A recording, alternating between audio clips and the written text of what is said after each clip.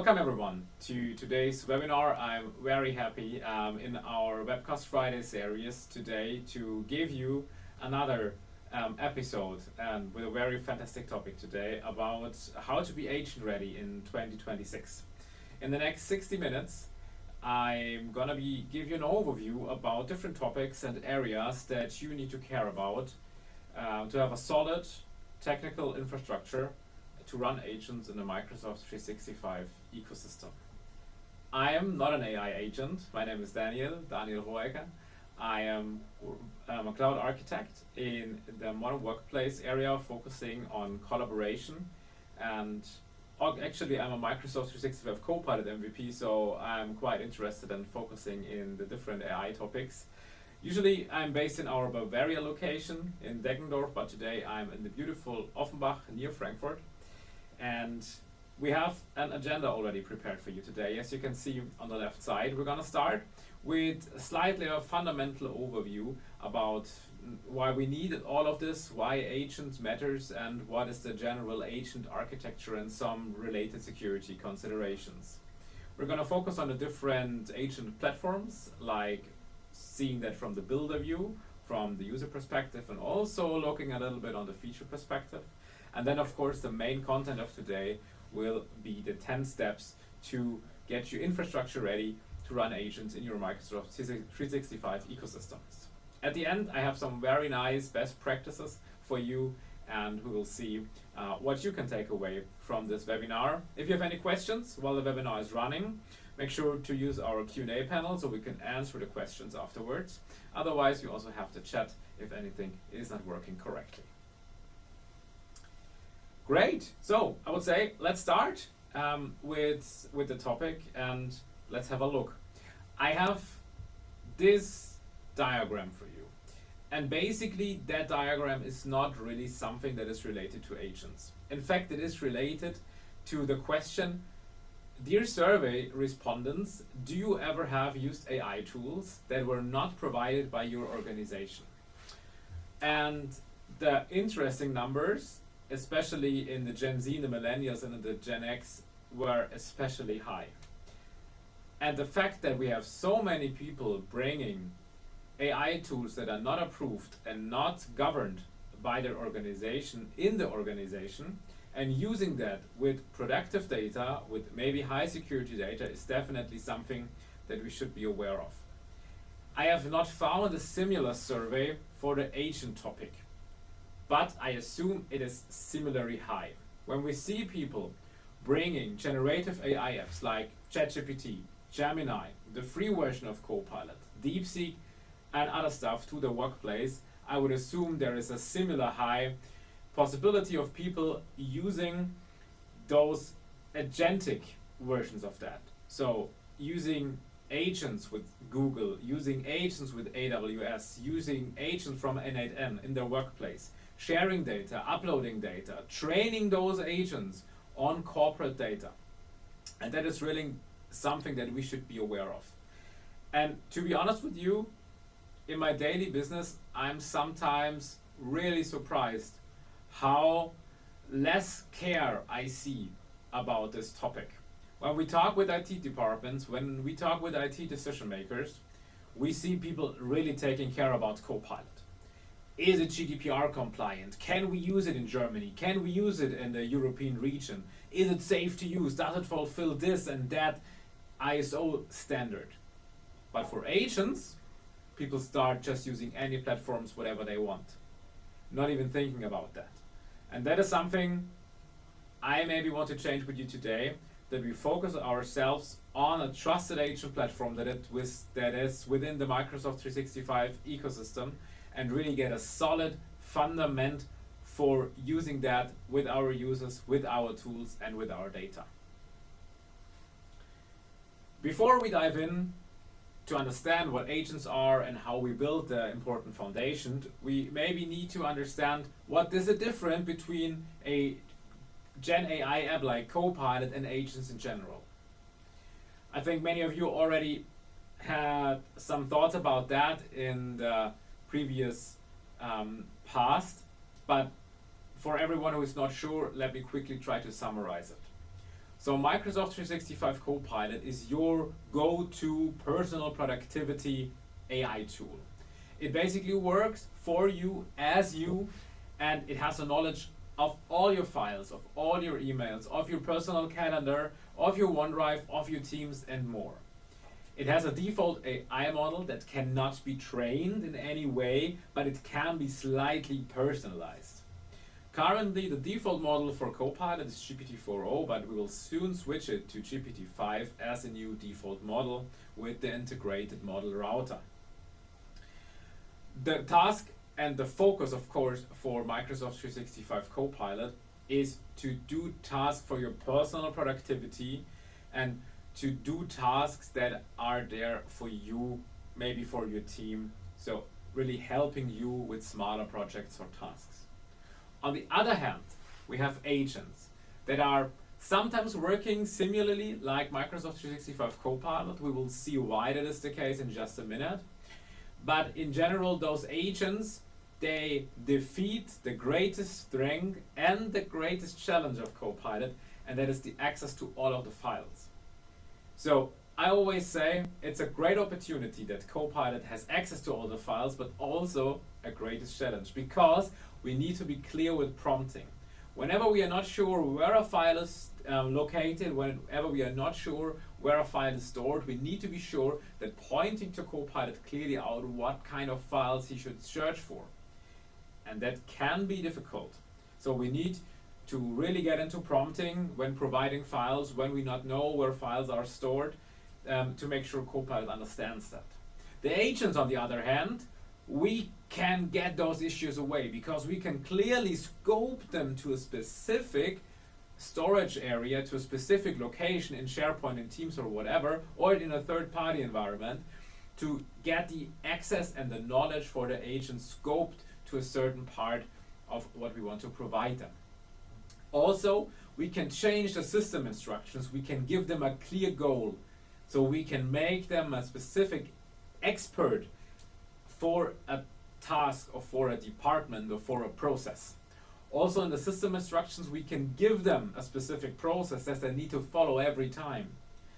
And basically that's the main difference. While we'll see Copilot as a personal productivity helper for basically all of our daily tasks, agents are specific experts on a certain topic or a certain process. So make sure you understand those general differences before starting with either the one or the other. When we talk about agents, we often hear two different types of agents. The first type is the declarative agent, and the second type is the so-called custom engine agent. Let's have a look on the architecture and on the build way, how they are designed from Microsoft. The declarative agent, on the first hand, is an agent that is basically a small Copilot, your specific version of Copilot, because as you can see in the screen, it shares the orchestrator. It shares the orchestrator with Copilot and the user experience with Copilot. What does that mean? So basically, the way that Copilot is built, how he accesses data, how he deals with certain questions, how he accesses content, uses the exact same orchestrator in a declarative agent. We can add certain knowledge to the agent, we can add a specific system instructions, or we can give him specific skills. But the foundation model, currently GPT-4o, soon GPT-5, is the foundation model that is in Copilot for the declarative agent. And the user experience of a declarative agent is usually also the way that we interact with Copilot. That means within our Copilot web app, in Microsoft Teams, or whatever. So when we want to do very specific things, when we wanted to connect to third parties or to outside agent or to the outside world in general, that is going to be a challenge that we mostly cannot do with a declarative agent because it is built on the same way that is Copilot. Okay? So on the other hand, it makes it very easy to create the goal of a specific Copilot to achieve that. So the declarative agent, always keep that in mind, is a little bit more limited in technology, but it's sharing already the very good, for our M365 environment, primed Copilot Orchestrator and the engine that's behind it. On the other hand, we have the custom engine agent. You see there's a little bit more in it, and as you can see, it does not share the orchestrator with Microsoft Copilot. It has its own orchestrator that we completely can build up on our own. We can create topics, for example, in the orchestrator to define how the agent should work and how we should deal with certain requests. We can completely modify the user experience. Of course, we can bring it into products like Copilot and Teams, but we usually can also integrate them into our custom apps, into websites, into WhatsApp, into Telegram. So we can choose different publishing channels for those custom engine agents, for example, as we are in Copilot Studio Full. Also, of course, we can provide them with knowledge like SharePoint, with OneDrive, with emails, with other information, and also with many third-party integrations. We have the full Power Platform, for example, if we use Copilot Studio we can use MCP servers. We can give him also specific skills like Power Automate flows or add autonomous functions to it, like let the agent be triggered by a certain event in our company. And the foundation model are not the same that are shared and primed for Copilot. There is a small stack that is currently available on the different platforms. For example, in Copilot Studio, we have GPT-4o, GPT-4.1 mini, we have GPT-5 already there, and we can also integrate reasoning into these agents. And the best, we also have agent-to-agent capabilities.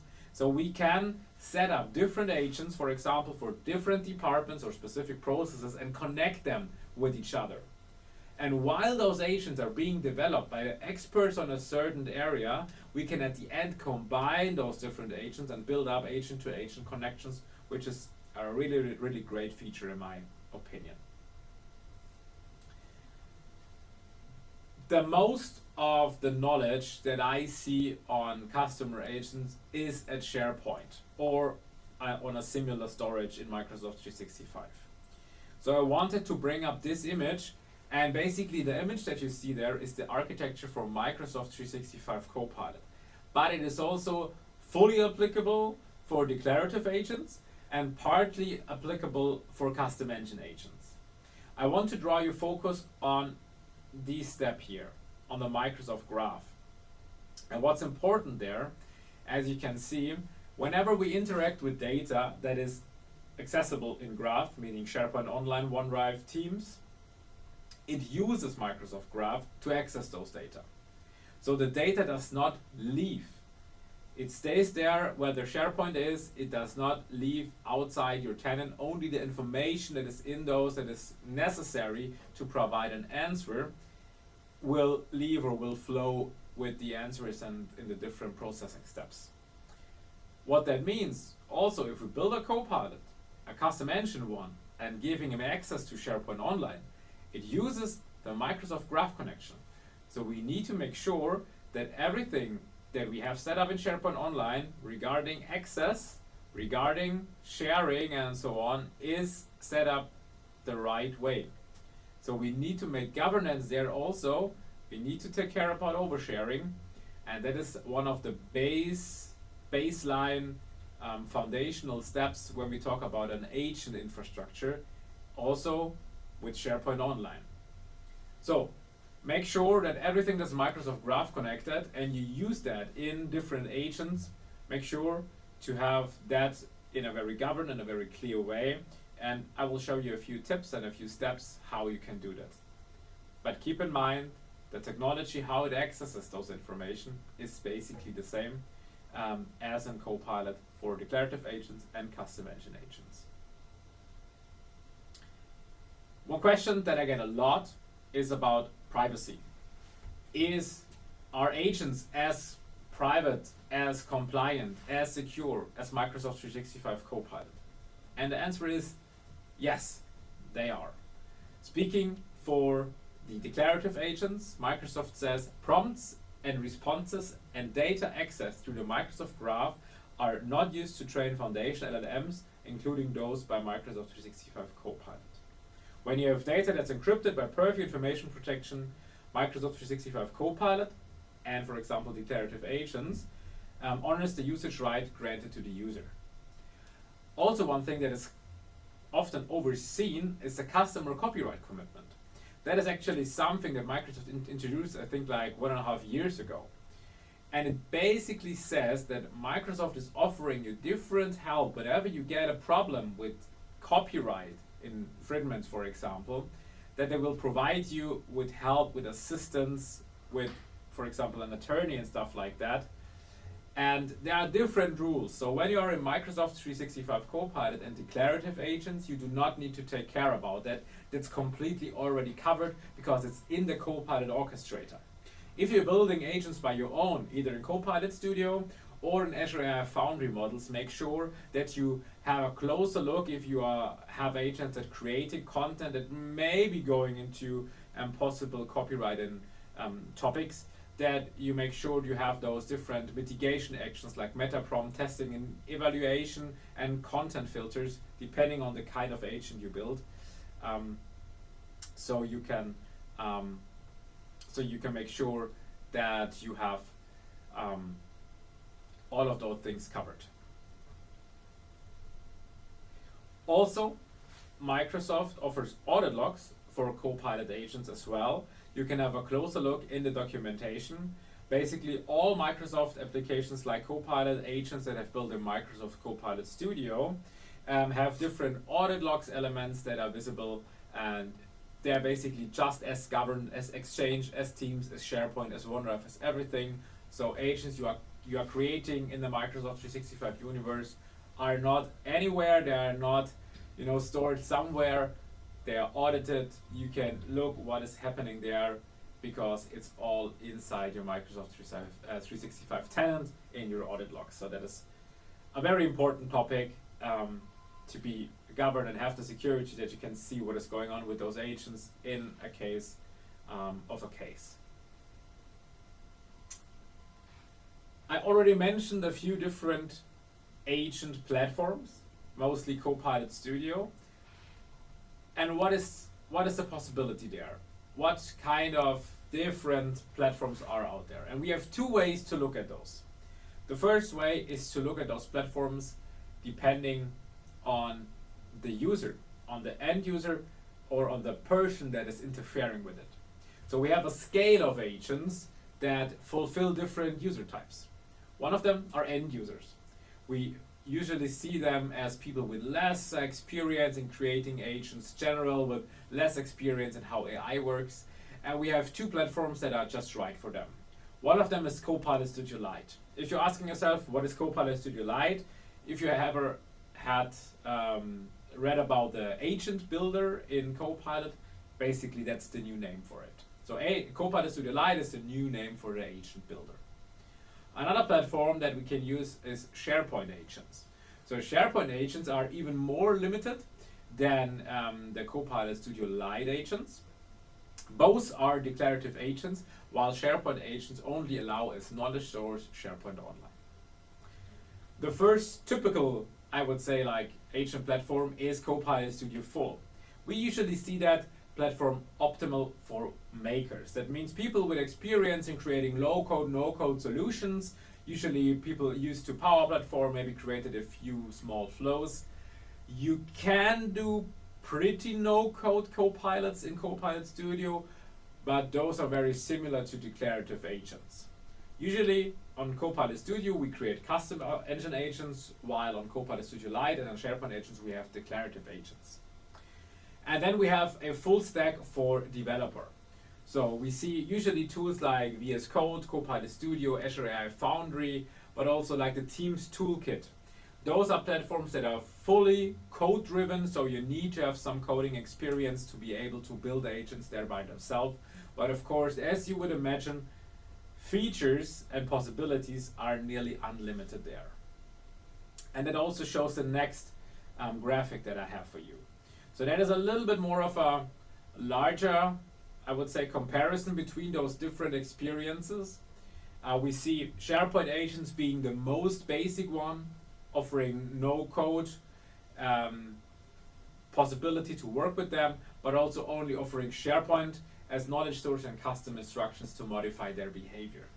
On the Custom Studio Lite experience, we see we can, for example, add external web addresses to enable knowledge from there. We can also edit sources that are from our graph, like Copilot connectors, and also now Copilot connectors with the scope knowledge, which is a great feature I want to talk in a minute. We also can use capabilities like the code interpreter and the image generation, and we can share those agents by a link to the whole organization. And since a few moments, we are also able to install those declarative agents built in Copilot Studio Lite into specific people's or for everyone in the organization as an administrator.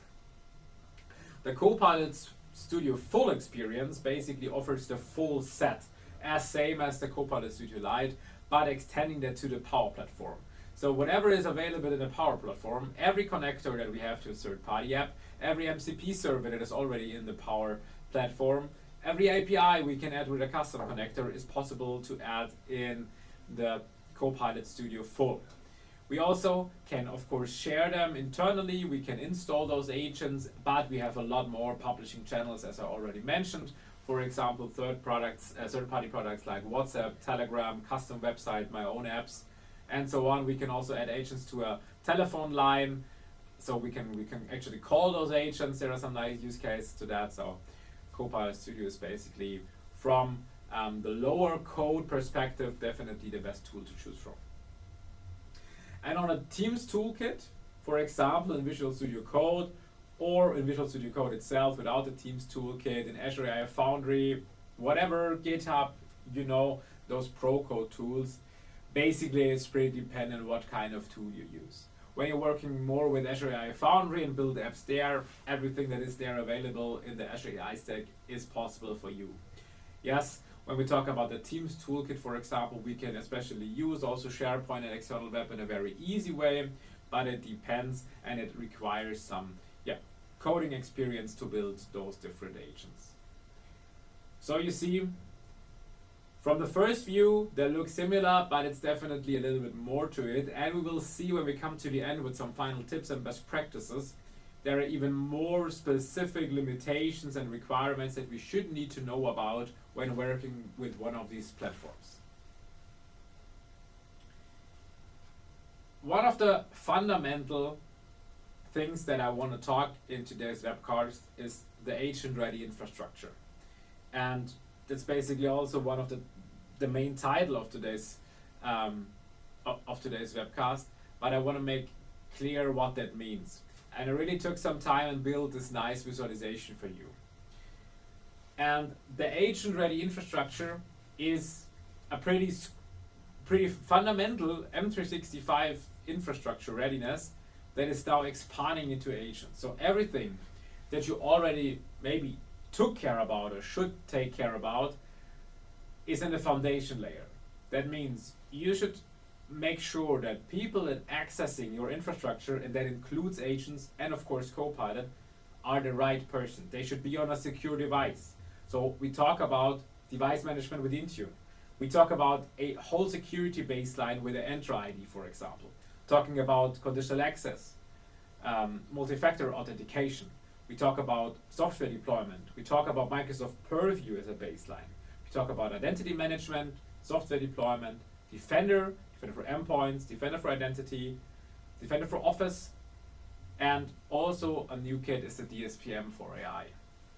So I hope you are at the Glückania channel there. So if you need any help on those foundational topics, we have incredible products like Managed Intune, Managed Entra.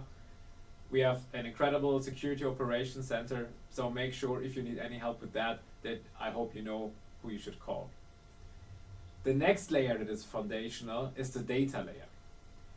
And now we see how that comes into place. So we have that basic infrastructure that we already had as a foundation layer, and now we also have the data layer, which is basically including SharePoint, OneDrive, Teams, everything that we access data from. With declarative agents, we have, of course, also we could scope to Exchange Online, we could scope to My Calendar, whatever we like, or to meeting transcripts and so on. So it's important if those agents using the data layer that the data layer is actually well governed, well secured, and only offers the access to the people they should have access. We will talk about that more into detail into the 10 steps, but make sure agents without knowledge, without data, are just dumb chatbots. And we cannot use them for many productive scenarios. So knowledge and data is important because that actually make those agents experts on the field they should be in. So make sure we check those data layers as well. And of course, now at the end, we have a new layer for agent-ready infrastructure, and that's the agent layer. And we usually manage the agent layer foundation with either there where we build it, like Copilot Studio Full, or for declarative agents, we manage them in the Copilot control system. So we need to learn how we do lifecycle management, how do we do access management with Copilot agents in Microsoft 365.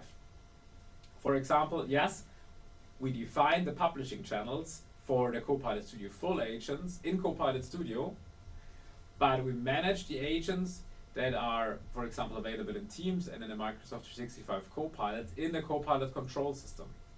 So we need to make us familiar how to manage those different agents there. Where can we find which configuration? Where do we do lifecycle management? And how we deal with those agents? Because, small spoiler, agents are basically just new apps. It's just a piece of software that we build in the company. So we need to learn to govern those new apps as we learn to govern those normal applications. Yeah? And I think spinning on that idea, when we know that an agent is basically just a piece of software and a piece of application that we have in our tenant, no one of IT administrators would just install any app without knowing what's happening on the app onto any device. But that's what I see people do. They build some random agents, they give them corporate data from any supplier that they know, uploading data to Google or AWS without having a contract, and then giving those agents away. I cannot understand this, to be honest, because we always would check which kind of supplier has this app, what kind of data access this app, where does the app store its data when we need to provide it with data, how does it deal with our information, with which other companies that is the data shared. So that's the same thing for agents, because agents are just small applications that we can build in ourselves in our company. So we should learn to use the right platforms and govern them the right way, as we would do with normal software that we have in our software deployment. The next step is basically the 10 steps to clean up your tenant, to get your infrastructure ready. And these 10 steps, you could take them in order. Some of them are also recurring. Some of them are more technical, some of them are less technical. So it's basically just 10 steps, but not all steps. But I think it's one of the most important that you need to take. The first step for the agent-ready infrastructure is to have a look on your core tenant settings. As you would imagine, since declarative agents sharing the same orchestrator as the Microsoft 365 Copilot, we should take care about the same things that we should take care about the Microsoft 365 Copilot. And since it's an app that is accessing so much of our data from Teams, from SharePoint, from Entra, from Exchange, and so on, sometimes the configuration is in many places. So the first step I do when I go into customer projects is I have on my left screen our modern collaboration blueprint that we have for every application at Glicania, and have the customer tenant on the other side check what is the case. And that means, for example, for our blueprint, we check what is the default sharing link. How does the Teams and SharePoint lifecycle process look like? What kind of Copilot connectors are configured? What are the search settings? What topics does he configured?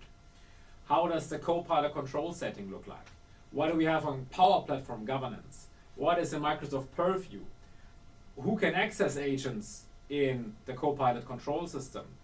what is the settings in integrated apps, and so on. You can read them on the screen. So it's important to go of these foundational steps to make sure you have the infrastructure right for the overarching applications that are feeding the data of your agents. The next step is the Teams area. So one very often overseen risk vector when it comes to data access are public teams. I know that in a COVID and in the pandemic phase, we often build teams that were public because we want to provide our employees broad access to information. And while that was absolutely the right step on that moment, now we see public teams being forgotten and either sharing or containing outdated content to our employees, or those teams get repurposed and now containing information that should not be available for everyone in the company. So let me make that point clear. If you have a public teams and you store information in that team, for example, in the associated SharePoint site, everyone in your organization with a Copilot or with an agent who has access to SharePoint Online, is actually able to access those information that are in the public teams. So make sure, ask your team's owner and say, hey, your team is set to public. Is it really public, or did you maybe repurpose it and have forgotten that? Yeah, those things can happen. Now it's the time to make it agent ready to clean up those public teams, also for Microsoft Copilot. Another thing that I mentioned earlier is the word Copilot connectors. And if you say, I haven't heard of Copilot connectors, what's that basically? It's not really a new thing. Copilot connectors is just a new name for graph connectors. So if you have graph connectors set up, and I'm sure many of you have graph connectors set up, make sure to also check them. So the graph connectors are basically providing information to your users and to Microsoft Copilot, and therefore also to declarative agents or to custom engine agents, to third-party tools. The idea of Copilot connectors is usually for data that is not frequently changed or does not need to be live data. For example, a knowledge base or a Confluence storage, for example. Those areas are very good to be indexed with Copilot connectors because we can make them available for either everyone in the company or a subset of people in the company. If we have old connectors that maybe should not longer be available, it also could, for example, when used in a Copilot search, confuse those people. And also if you are seeing those old connectors in your declarative agent availability, you might be confused. So make sure to take a few times, navigate in the Copilot control system to the Copilot connectors and review if the access for all of these connectors is right, or if you maybe need to revisit them, to recheck them, to delete old connectors, or also if you have like new connectors and new third-party systems, to add them there. There is a new concept at Microsoft. It's called scoped connectors, and that's basically a very cool concept. So if you have, for example, a data source that is pretty large, like Confluence, GitHub, Azure DevOps, Jira, ServiceNow, you do not want to give your agent makers for a declarative agent the possibility to include all of the knowledge in your declarative agent. You want, as we said, a specific expert on a certain topic, like a project or a department. So with those scope connectors, for example, you can add a Confluence information, but scope it to a certain project or to a certain subsite to give your people the availability to create specialized agents for those certain use cases. Very cool concept, and I think that is coming very, very soon to all the declarative agents. The next step that we need to take care about is SharePoint Online. And there I have a few different steps for you. So the first step with SharePoint Online would be to generate a SharePoint Online baseline report. And it basically gives you the possibility to get an inventory of all your different SharePoint sites, added with different metrics, like how many files are on there, how many users having access, how many links have been created. So a very, very important report to create. If you add the access to SharePoint to your agents, now we again have the topic of oversharing that we also have in Microsoft 365 Copilot. And let me bust one very important myth at this point with the anyone links. I very often hear when I talk with customers or also industry experts that they think or assume that if you create an anyone link or everyone in your organization link, that as soon as the link is created, everyone in your organization has access to the file and has access to the file via Copilot. Let me make this one clear. That is not right. That is not the case. If you create a link, for example, with anyone or everyone in your organization permission, basically the link contains a ticket. And the ticket allows anyone in your organization to get access to the file. But to get the access, you need to click the link so you become a member of the access control list from the file. So basically, as soon as we click the link, we use the ticket has a certain permission, and if the permission is everyone or specific for me or what else, it actually makes me a member of the access control list, and I now have access to the file and have also Microsoft 365 Copilot or declarative agents make able to access the information for me. So make sure you know how this works in generally and do not let you confused by others if they're telling something else. The next step is when we see those different SharePoint sites that might be overshared, make sure to categorize and prioritize them. So sometimes we see a table like this where we see, okay, 2 different leadership sites. I have no idea what those are about. They have different sizes, different links, and so on. Sometimes we are missing context. So we either need to get the context by asking people that know what's on their site, or even better, we have something like sensitivity labels per site. And now we would see, okay, the leadership 2 site is a public information, so we assume the content there is public, while the leadership 1 site is a strictly confidential site, which might have a larger risk of oversharing or of overshare permissions based on the metrics that we see. The oversharing baseline report from SharePoint has different metrics that you can review. You can see a few of them there, like the site names, the site admins, and also the sensitivity label applied. So wrap your thoughts around that, what different kind of categorization and prioritization you need to take. And if you know that, the next step would be clearly to ask the site owners. And we can leverage a feature that we call access reviews. So access reviews is a new inbuilt feature that comes with SharePoint Online Advanced Management. And this feature basically sends an email out to the site owner and asks them to review sites that you have found probably overshared. And it's a very, very cool feature. I really want to take a look for you on that, maybe in a later webcast to dive a little bit deeper on that, because it's only one step. But those access reviews offering a really, really easy opportunity for you to get feedback on the access that are in your sites. If you don't get the information from your site owners, I have a huge problem, we have mitigation options. For example, a restricted content discovery or a restricted site access that we can set on specific site levels to control those even better. And for example, to exclude specific site out of the Copilot index that is applicable for the declarative agents as well. As Glucania, we have a certain way, because in my opinion, the site access reviews are great, but they are not really complete. And for site owners that are new to the process, it's not really easy to understand.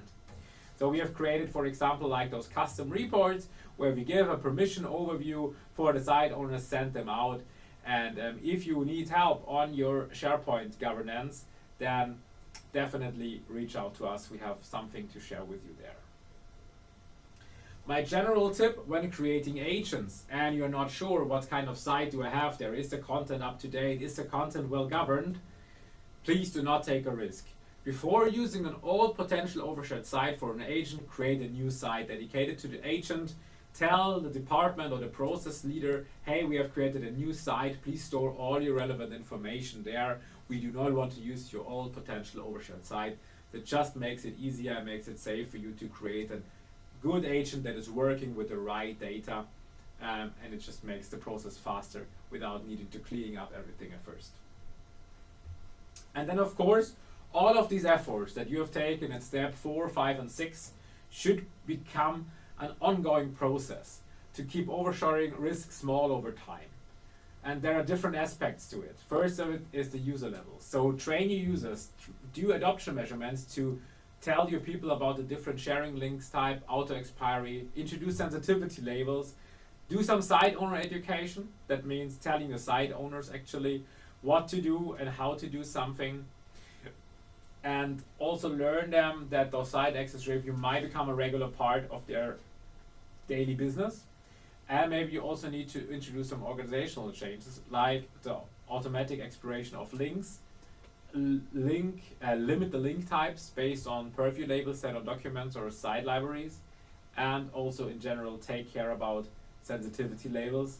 And that's also a full step 8, because that is not something of very small, it's an incredibly large project, we know that.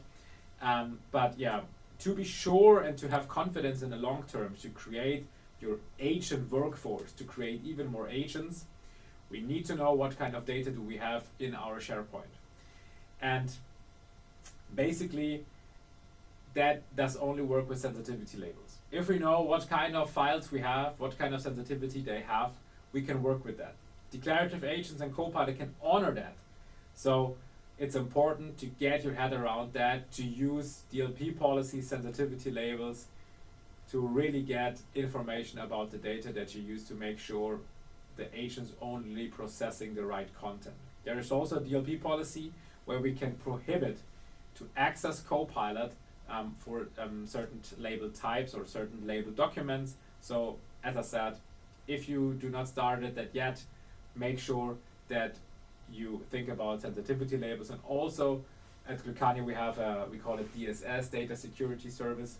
If you need help with running that, with setting up such a project, we are able to help you. Just reach out to us. Another important step is Power Platform governance. And that is something that is oftenly overseen, especially when we talk about custom engine agents that are developed with Copilot Studio. Copilot Studio is basically just a product of inside the Power Platform. So we need to make sure that the governance that is set in Power Platform is actually aligning with our agent strategy. So, for example, if you create a new agent in Copilot Studio, the agent is per default created in the default environment of the tenant, which is okay for personal use, but not okay for production-ready agents. Use developer environments that come with a free developer plan to give to your agent makers, to give them a safe space to create those different agents and to develop them. And create designated managed environments per department, teams, or topics to run those productive agents. In the best case, also use environment groups and environment routing to define the governance, and also use and define DLP policies for your different Power Platform connectors to make sure that you only allow connectors within Copilot Studio that are okay to use for your company. From my experience, I do not want to use a Facebook or WhatsApp connector for our production agents per default. So I would definitely have a look on which kind of connectors are available for your different agent makers. Again, there, Power Platform is the next not so easy to manage topic if you need help with that. We are there to help you. We have all of those different topics where we can help you gather Power Platform governance. Just reach out to us.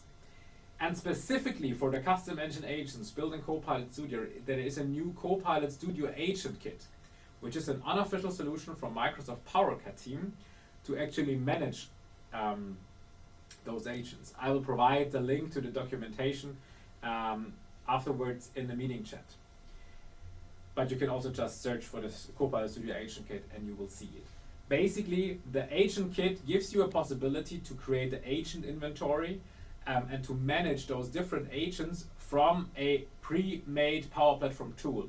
It's similar to the Center of Excellence, if you have worked with that earlier.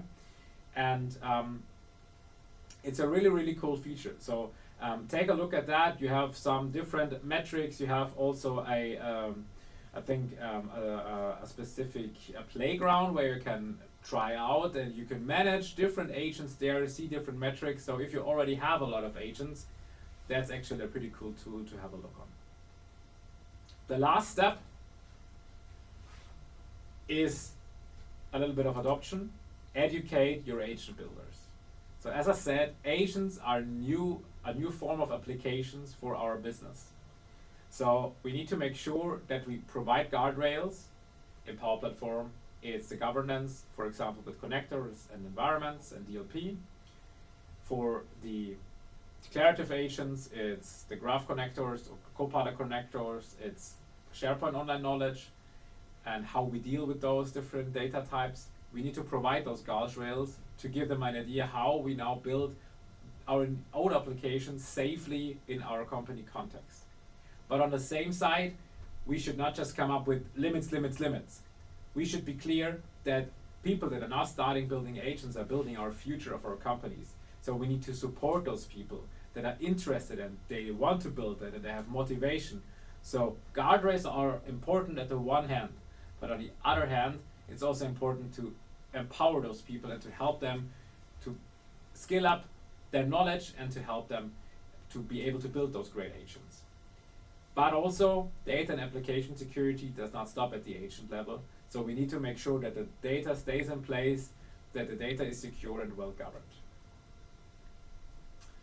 To finish up today's webcast, I have a few final tips and best practices I want to share with you. And that are actually some hidden information, but also some general piece of information I want to give to you. First is the most common question is, Daniel, how can we build a fast agent proof of concept or a fast pilot for our agent? And there are a few steps that are for all of the agents, and some of them are specific for Copilot Studio agents, custom engine agents. So first of all, one of the most important elements of a custom agent is actually the system prompt. So use publicly available helping agents like the agent crafter that helping you to write an effective system prompt for your agents. If you have less knowledge that you need to provide to the agent, you don't need a dedicated SharePoint site. You can just upload knowledge directly to the agent. Make sure that you know that the uploaded knowledge to the agent is attached to the agent. That means there is no access management in between. Uploaded knowledge to the agent always gives everyone access to the knowledge that has access to the agent. If you want multiple files that can be managed by others, as I said, build a dedicated site to make sure everything runs clean. And if you start with more personal productivity agents, use those declarative agents. They're easier to build and share the same orchestrator like Copilot. Specifically for Copilot Studio, start simple. I know we always have great goals, agents are doing multiple steps, starting there, doing that, and we do this, Power Automate here, and then more automation there. If you just build that, I can tell you 90% it won't work. So start simple. Test complex scenarios step by step. Try not to build everything at once. If you access additional third-party information, currently really try to prefer MCP over API. It's just more reliable, while on the other hand, MCP has some issues when it comes from Microsoft currently. Future-proof is definitely MCP, and try to prefer it over API if possible. If you have static knowledge, use graph connections instead of pulling information every time your API, because it's indexed, it's easier to use.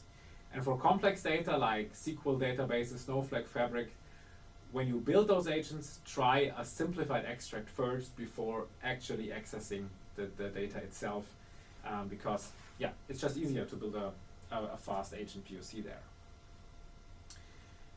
One best practice, if you provide knowledge via web, via URLs, make sure that you know those URLs can have 2 levels of depth or subparts indicated by the /. And also it looks at the subdomain. If you provide www.glucania.com about us blog, it will only look at www. So if you have like maybe blog.glucania.com, it will not be indexed.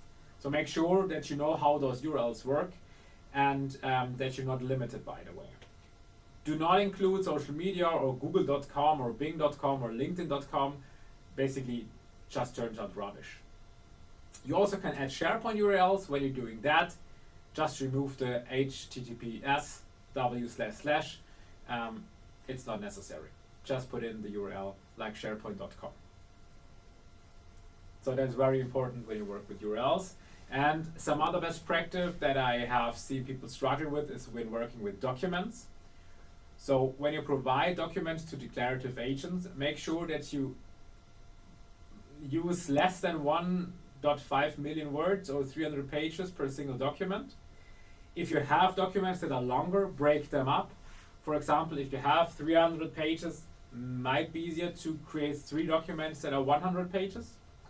And if you have Excel files that contain data and numbers, agents work best if you have one table that is only data and one table that is only not a text, so numbers and text. It just tends to work better. Also, there's an uploading limit. We have currently an uploading limit when providing information to Copilot, to the Copilot agents. Uploading, not SharePoint storage. That is defined by the Dataverse environment. It's currently 512 MB. Staying on a topic, when you work with SharePoint Online, make sure you know those limits when it comes to Copilot Studio 4. So currently only modern SharePoint pages without SPFX components are supported. We have only a few supported SharePoint Online file types like doc, PowerPoint, XLS, PDF, text, and so on. Documents that are protected or password protected with sensitivity labels cannot be indexed. And if you need better results from SharePoint and supporting files that are larger than 200 MB in file size, use an M365 Copilot license and the same tenant as your agent and turn on the enhanced search results. So that is a button you can see there in the agent settings, and it's important. There are a few limits that people and some customers often struggle with.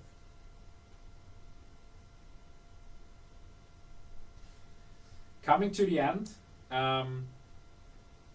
we have an opportunity for you. So if you say, okay Daniel, let's build some agents, you can actually do that.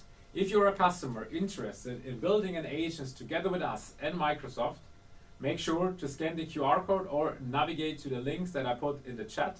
It will be next year in February. Together with Microsoft, we will host an agent hackathon focusing on enterprise customers. We have space for 4 to 6 customers, and on the forms formula, you can bring up your agent use case. And yeah, I will be there and I will be happy to build your agent together with you and Microsoft. And also the best agent wins a prize. And I love prizes from Microsoft. So make sure if you have a good idea, an agent to build focusing on Power Platform, make sure to scan the QR code, navigate to the link, and join us next year in Offenbach in the nice Frankfurt area. And also the next event, if you are at the ITSA in Nuremberg, make sure to visit our booth.